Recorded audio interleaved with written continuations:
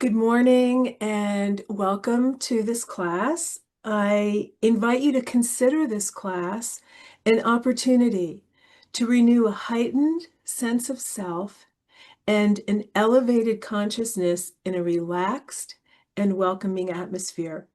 Let's remember the sacred tradition of women gathering and drumming together in community ceremony and mutual networks of support, freeing ourselves to remember our divine feminine expression and sending out rhythmic vibrations for great, grand peace and harmony in our homes, in our communities, with rippling effects around the world.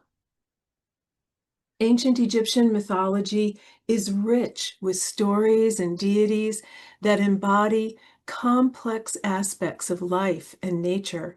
Among these divine figures, two goddesses stand out for their unique and intertwined roles, Sekhmet and Hathor.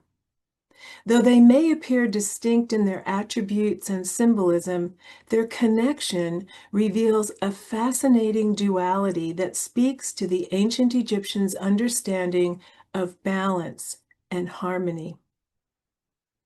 Sekhmet, the fierce protector, often depicted as a lioness or a woman with a lioness's head, embodies the fierce and powerful aspects of the divine.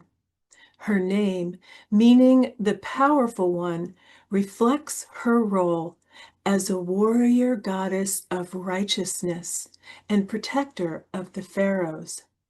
As the daughter of Ra, the sun god, she was believed to breathe fire and bring destruction upon the enemies of Egypt, ensuring safety and prosperity for the pharaoh and all of the people of Egypt. Her lioness head symbolizes strength, courage, and ferocity. The sun disk and Uraeus cobra represent her connection to Ra and her role as a solar deity.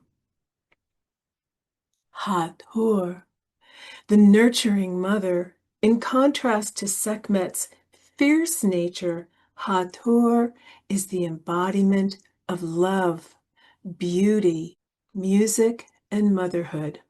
Often depicted as a cow or a woman with cow horns, she is also depicted with a sun disk. Hathor represents the nurturing and life-giving aspects of the divine. She is known as the mistress of music and the lady of delight, queen of song and salutations.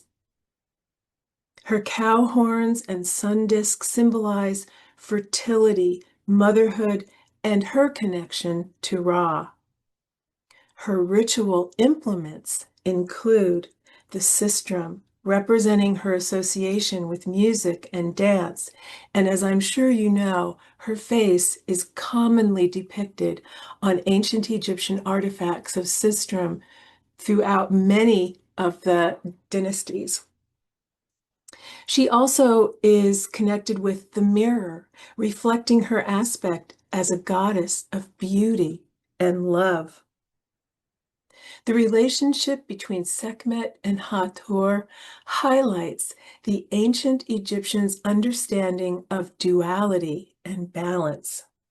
Sekhmet's fierce protection and Hathor's nurturing love are two sides of the same coin. Together, they represent the essential balance between destruction and creation. Both goddesses highlight the multifaceted roles of women in ancient Egyptian society as protectors, nurturers, and caregivers. We invoke Hathor and Sekhmet to imbue us with these qualities in our 21st century global society.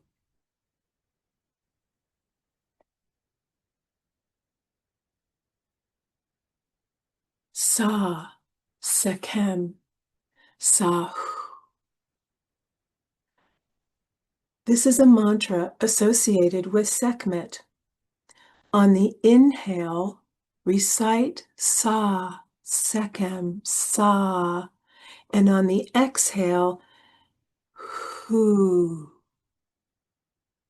Breathing in strength, power, and the passion of Sekhmet with every breath. Sa, the breath of life. Sa is the life force. Sekhem, power associated with energy, particularly Kundalini. It is the power that leads one to spiritual consciousness. Sahu, the spiritual body. So this mantra, Sa, Sekhem, Sahu, could be translated as, with each breath, divine strength enters my highest being. So let's take a few nice deep breaths, and either whispering it to yourself and saying it quietly within your mind's eye or speaking it aloud, let's chant this mantra 3 times. So we'll take in a breath and then exhale, and another breath,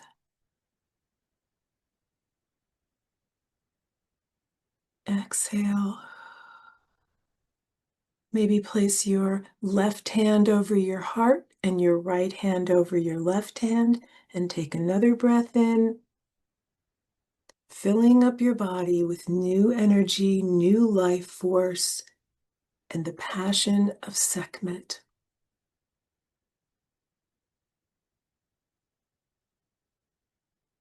Sa, Sekhem, Sa, Hu.